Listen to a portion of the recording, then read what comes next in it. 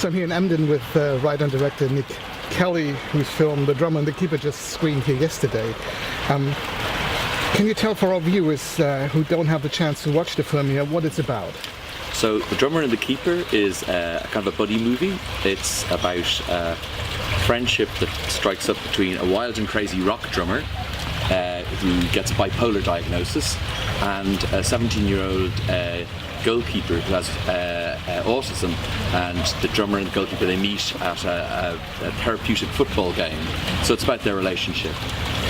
And I really like the two sides of your film, the ups and downs of the bipolar people set against the almost linear life of Asperger's. What inspired you to write this story? Well, I think it's two answers to that question, really. The first thing is that I've always found myself in moments of deep crisis in life. The people your friends who you carefully curate around you, you know, all the people you get on very well with and you all think the same way, they're usually useless. And weird people come out of the woodwork, if you're lucky, and they, even though they're not the kind of person you would ever choose as a friend, that's the person who's helpful to you. So I always wanted to make a film about those unlikely but redemptive friendships. And then I think it was that contrast between the up and down of bipolar and that very linear, trying to avoid any unexpected surprises that you find people with autism would tend to gravitate towards. And I've been in rock bands, I've known lots of musicians who have mental health issues, and quite often they didn't realise it, because rock and roll itself is quite bipolar, and you know, you're almost supposed to be badly behaved, and so it's quite accepting of extreme behaviour, but also I think quite triggering, you know, if you're vulnerable. So I knew that world, and then I've a child who's got Asperger's, so I knew about, I've met through him a lot of people with autism, and I just thought that contrast, these are two worlds you'd never put together. Those two people would never come together except in this film. So I thought it was a good dramatic chance to explore. Yeah, and I think what you're always also trying to show is that we often define people with mental health issues only by their illness, and ignore that there's way more to their personality. I think that's a really important point. I mean, one of the things that I really think is important to say about The Drummer and the Keeper, about both those characters, their biggest problem is not their mental health issue or their neurodiversity. They both need to grow in other ways. We're not, you know, so I think that's really important. I mean, one of the big problems I think in our society is that we treat, you know, mental health and neurodiversity as if it's almost like witches in the Middle Ages, like they're over there and we're here. But you know, 1 in 65 people in the population has autism. 1 in 4 people in the population will have treatment for a mental health issue during their life. So it's everybody. If it's not you or me, it's our brothers or our parents or our children. And I think that I liked the idea that what you explore is, I mean, these things are challenges for people, but they grow through those and they live through those challenges. And I wanted to show that. Like you said, you're also a musician, and you played in different rock and roll bands. Are there some autobiographical elements in the film? Well, I certainly had met different people through my years in rock and roll who had very extreme behaviours. I mean, a lot of the things in the film, you know, I'll have seen at different times things like a lot of those things in rock and roll. And the funny thing is, that wasn't in the context of mental health. That was just in the context of rock and roll, being wild and crazy. So, no, that's absolutely the case. And it's I think the nature of rock and roll. I mean, you spend 23 hours of the day on a bus or waiting for something to happen, and like it's really boring. And then you have this hour, which is incredibly exciting. So it is, you know, it's naturally quite. You go to extremes, I think. Absolutely. So tell me about how you found your two main actors. What were you looking for during the casting process? I think casting is absolutely the most important thing about film. I think it's even more important than script. I think you start off with an idea about what you're looking for, I think until the person walks into the room, you don't, like, that changes your ideas sometimes. One of the great things about our film was funded by a scheme, and the Irish Film Board is an Irish government body that funds filmmaking. It's a low budget film, but one of the big things was because our actors, there's brilliant young actors in Ireland, and I got to see loads of brilliant young actors. Because we didn't cast a huge star, we had quite a long time in casting. I spent 6 months casting. Saw lots of brilliant people. Dermot, who plays Gabriel the drummer, and Jacob, who plays Christopher the goalkeeper, they came in on the last day of casting. After 6 months, I had heard about Dermot. Somebody said, I'd seen a bit of clips of him. I thought his energy was very interesting. I thought he was quite feral and wild, but also quite vulnerable. So I wanted to see him. And our casting agent said, oh, and there's this young guy who's back from Los Angeles for Christmas to see his family. He could come in and read. So the two of them hadn't met each other. We'd never met them. Came in, we did half an hour, and they went, Happy Christmas. And I turned to my producer, I said, this is it. And we'd seen really good people before that, but it was their individual energies and the contrast in those energies. That's really, it was a lucky, it was like, you know, the hair, like that thing. Wonderful. But how did you manage to make their relationship and their chemistry between Christopher and Gabriel so believable? I think another good thing about when you, like, we had a lot of access to those actors for sort of 6 weeks before we shot. So they did a lot of work. I mean, I spoke to them a lot about the roles, but also I got situations where for Dermot, I introduced him to quite a few different friends of mine who are musicians and have had mental health diagnoses and have been through that journey and maybe have been through treatment. I brought him into, we had a lot of help from St. Patrick's Hospital, which is a big mental health hospital. For Christopher and Jacob, who played Christopher, and also the other actors, there's 3 actors who play characters with autism. And we took those 4 people and we embedded them in an autism drama group for 6 weeks. And then everybody else in the scenes where there's autism, they're all people from the autism drama groups. They're all actually people with autism. So I think that was incredibly helpful, having that interaction between the actors and the real people. So I think a lot of it's to do with the actor's own work, and a lot of it's to do with having rehearsal. So when we hit the set, I felt both of them, I knew who they were and they knew who they were. So that's a very lucky situation. And how long did it take from the first idea to the final film?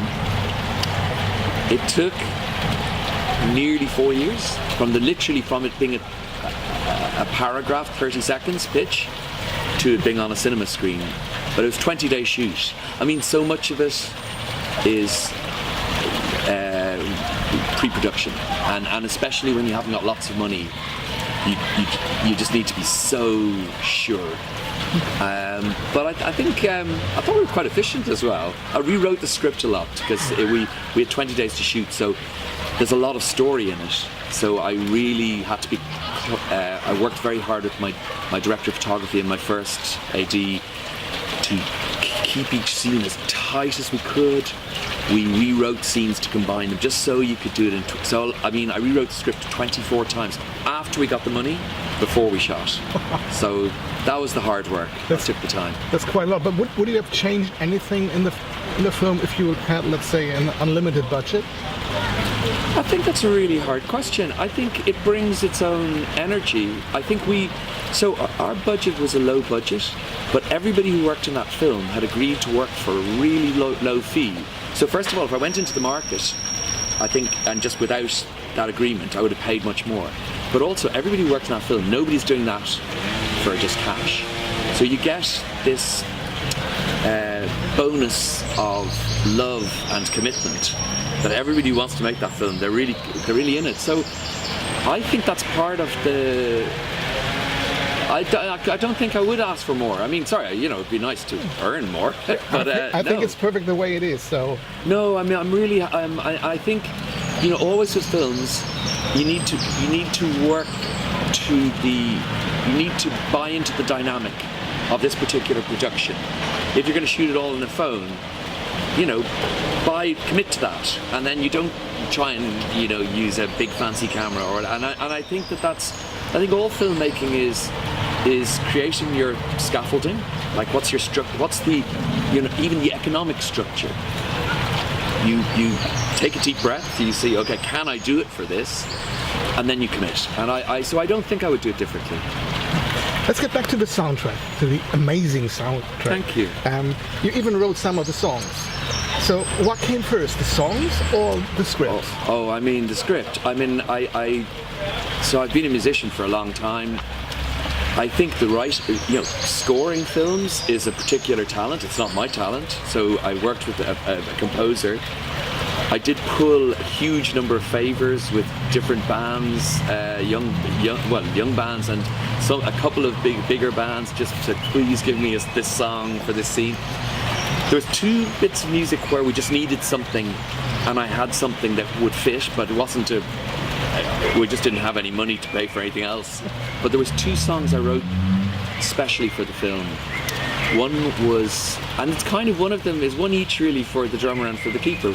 The song that Eddie Reader sings, Baby,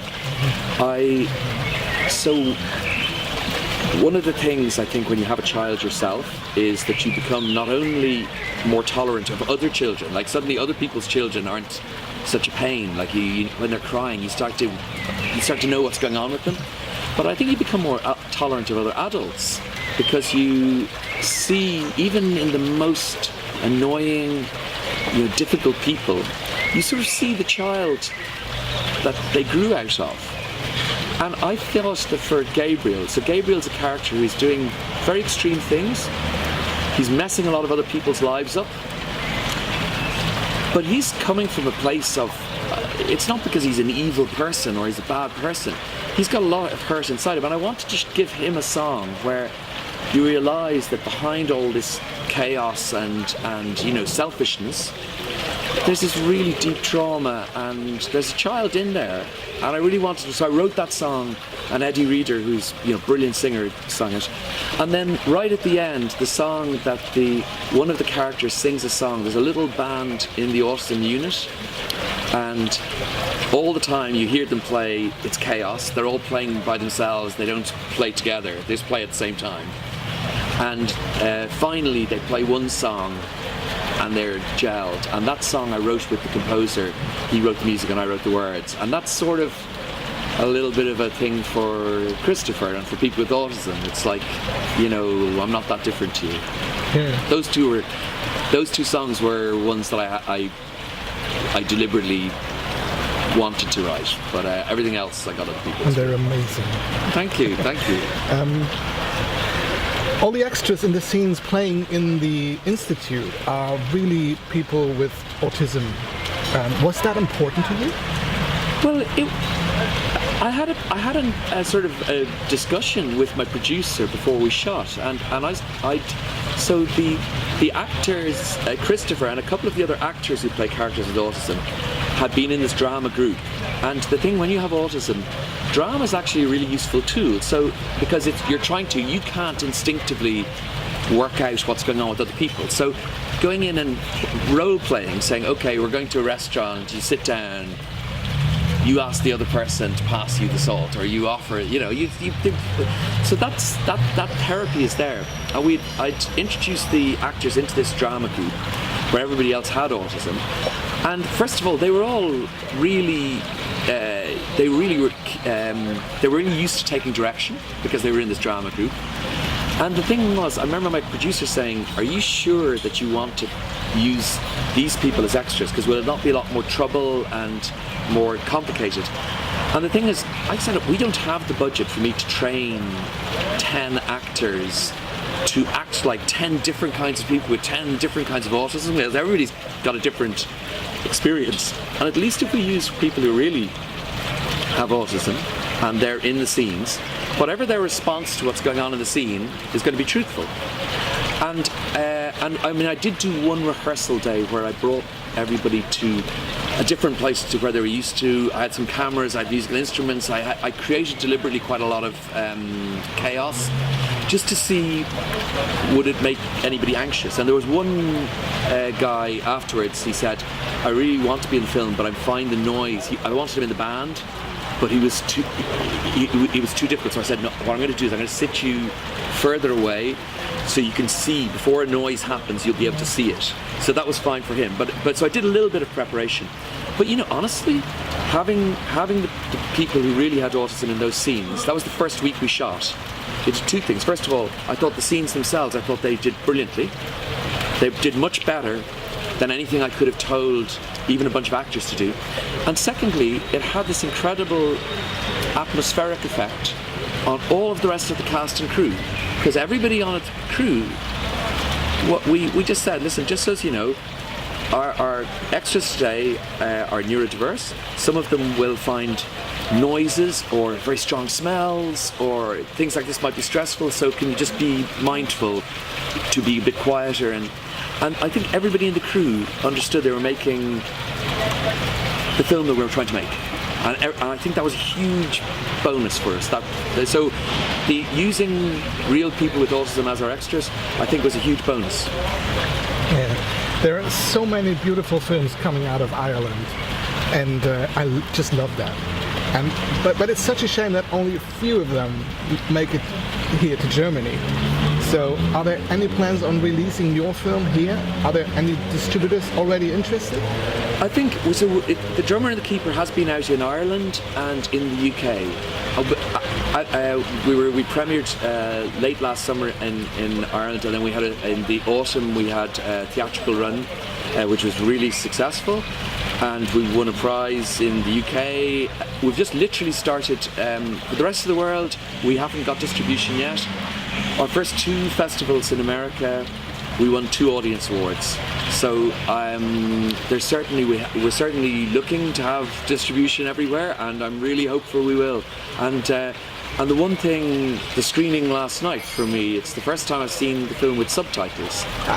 And I am so happy, because you think you're making a universal film, but it's only when you sit in the room that you can find out. And actually, I thought last night, I just felt such a beautiful reaction from the audience. I thought, okay, if we're in Germany, I think everybody's going to get this film as well. I think everybody will understand it. And so it was very reassuring to me and exciting for me last night. So did you check the subtitles? Because yesterday you told me that your father was speaking German fluently. My late father studied in Heidelberg as a young man. He wrote in German. I have a medal from the German government at home, because they gave him a medal because he was very involved in, whenever German media would come to Ireland, he would often be on the television. I'm ashamed to say I don't speak German hardly at all, but the one thing I did know looking at the subtitles is, because German, the sentences are much longer than English.